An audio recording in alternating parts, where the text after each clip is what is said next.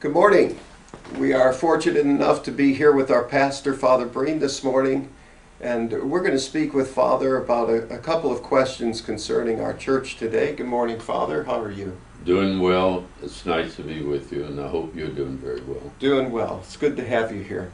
Father, we'd like to ask you a few questions about the state of the church today, and one of the things is how would you describe the state of the church today? In my opinion, it's certainly we're in very difficult times. I think it's mainly due to the fact that we have little or no leadership. All the authority, all the decisions are made in Rome by the members of what they call the Roman Curia. Men who are cardinals, who have been there many years, and most of them are in their 70s. The bishops have no power at all to provide leadership, and unfortunately, many of the bishops lack the courage to proclaim the truth. I think it's very sad that among our leadership, the bishops, when they're made a bishop, they got to pledge unconditional obedience to the Pope. To me, only obedience as adults we owe to the Spirit of God, what we call follow your conscience. It is God's will that we need to know and do. We respect the Pope, but we owe no obedience as adults except to our conscience, to what we feel is the Spirit of God.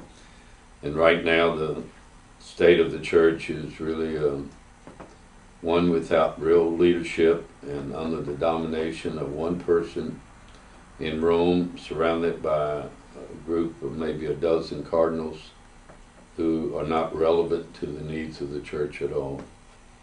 They say that in the United States, the second largest congregation is the fallen away Catholics. Why do you think that is? Well, it's sad because, first of all, we're not doing anything about it. We should have a strong, unified effort made by the whole church in the United States to find out why they have left the church. I think many of us know many reasons why they've left, but we do nothing to bring them back. And you were saying, why is it the second largest? I think goes back, first of all, to 1968, when the Pope reiterated the teachings on birth control and the body was ready to accept a change. The committee appointed by the Second Vatican Council, John the 23rd, they came up with a decision that endorsed very strongly the need to have legitimate birth control. Help parents to be responsible, not to have too many children where they cannot afford financially or emotionally to take care of a large number. That was the beginning of they say maybe 30% of the church left the church on that one issue. Our attitude towards divorce, the great number of Catholics will not undergo the annulment procedures. The facts show that only 10% of divorced Catholics will initiate an annulment. 50% will join the non-Catholic church where they're shown hospitality, and they bring their families with them into that non-Catholic church. And then maybe around 40% either quit going to church or they don't feel like they're worthy. Of course, another loss of Catholics is due to the terrible tragedy of the pedophiles. And it's not only the priests who were guilty of such terrible activity, but I think more people are dissatisfied with the bishops than they are with the priests for the way they acted, the way they tried to hide it. Taking one priest from one parish who's guilty of being a pedophile and putting him in other parishes. That seems to me to be the thing that many lay people really are still angry about. And that those bishops who were very strongly guilty of that practice, I think they are upset that they were not punished. They weren't asked to leave the episcopacy, whereas the priests were. And I just think today also another important element, people are disgusted with the fact that we won't even discuss married priests, and we won't discuss women maybe being ordained to the diaconate or perhaps to the priesthood. More and more our people feel that that's a matter of justice. These are just few of the reasons. And I imagine in the lives of many fallen away Catholics, there are good reasons. I can't criticize them. But I just think they're missing out on being a part of a community. There is a great number still falling away from the church today because of the fact that we have a number of foreign priests from other countries that do not speak very good English. And many of our people will quit going to Catholic Church for that reason. And also the great number of Hispanics. They don't have Hispanic priests.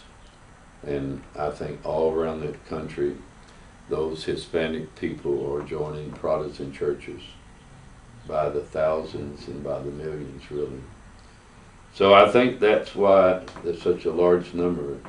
Here at St. Everett's, we're going to make a genuine effort to let those people know they're welcome, that if they want to come back to the church, receive the sacraments, we will certainly be happy to help them without being a great burden to them. So what can the people who are actively involved in the church, what can those folks do to help bring back people who have fallen away? We have no opportunity in the Catholic Church to have laity and really priests involved in the decision making. We priests have no opportunity to speak before the bishops, and many bishops do not want to listen to the priests. That's unfortunate. Many bishops just don't want to listen or hear what the priests have to say. And the laity, no one ever listens to them, the bishops or the Curia or anyone.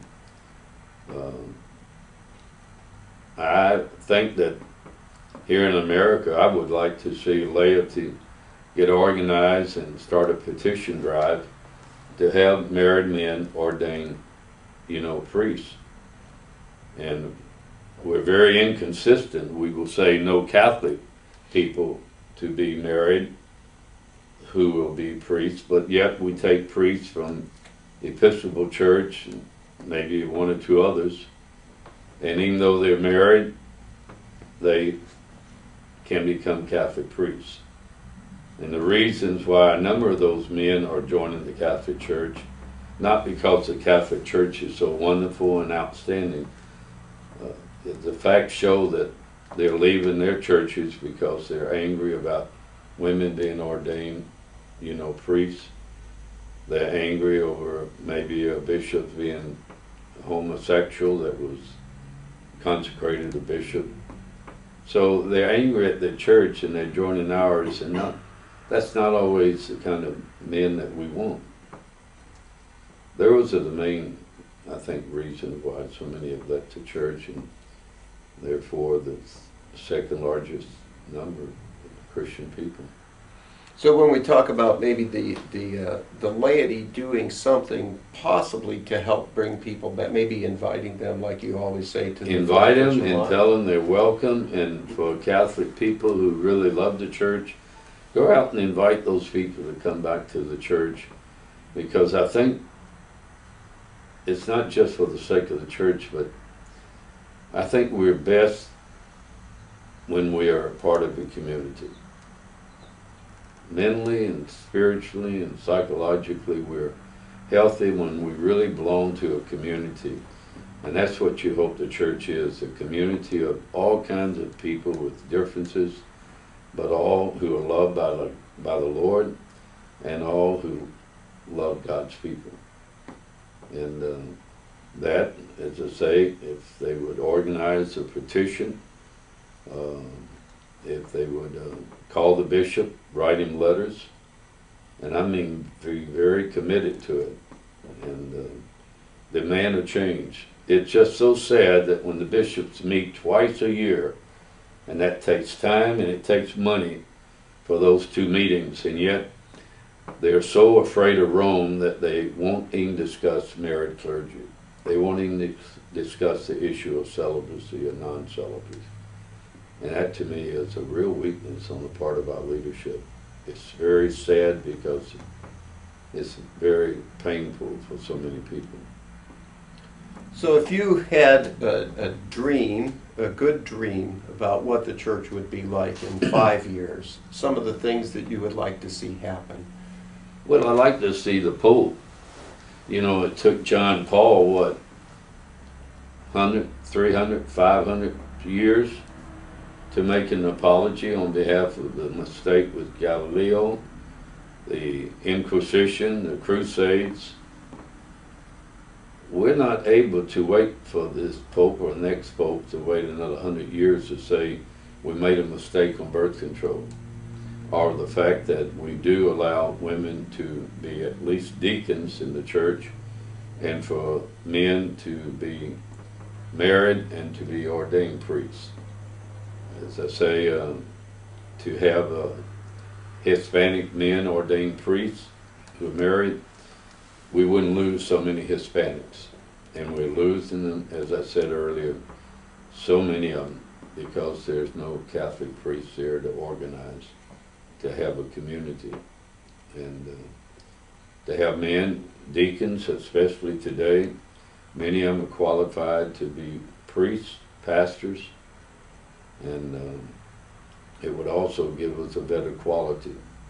This is not my opinion or judgment, but it is a judgment of the authorities in the seminary, that the men entering the seminary today, not all of them, but many of them are intellectually inferior to what the standards were in the past, and also the fact that they're bringing with them many dysfunctional elements, because many of them are coming from dysfunctional homes and families. So I would like to, as I say, have married men, deacons, especially ordained priests, to allow women to at least be deacons. Let that be a first step further on. If we believe in justice, then women should have the same rights as men. To admit the fact that we are a church that is a pilgrim church. We don't always have the answers, and we need to correct our teaching on birth control and have a healthier understanding of sexuality, and to be able to listen to the priests and to the people would help the bishops to be greater leaders. Very good. Thank you, Father. We'd like to thank you for coming in this morning and sharing your thoughts with us on this. And I enjoy it. Man, I'd like to be on television. We hope everybody out there has a wonderful day. And again, we thank Father for sharing his thoughts on where the church is and where we can go. But also I think it's very important that if anybody has any questions, would like to discuss any of these things that I've said today, you can call me at St. Everett's Catholic Church here on Thompson Lane. Come see me. And I think it would be helpful for all of us. Right. And so it's a pleasure to be with you. God bless you.